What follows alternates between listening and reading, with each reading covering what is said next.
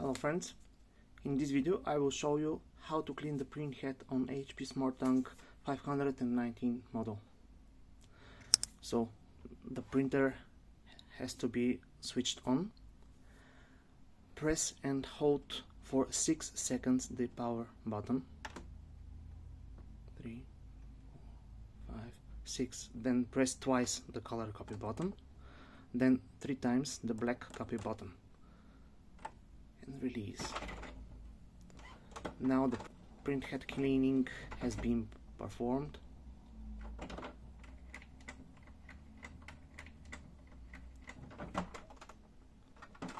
Wait until it finished and you will have a new printing. So that's it. Thank you very much. Good luck.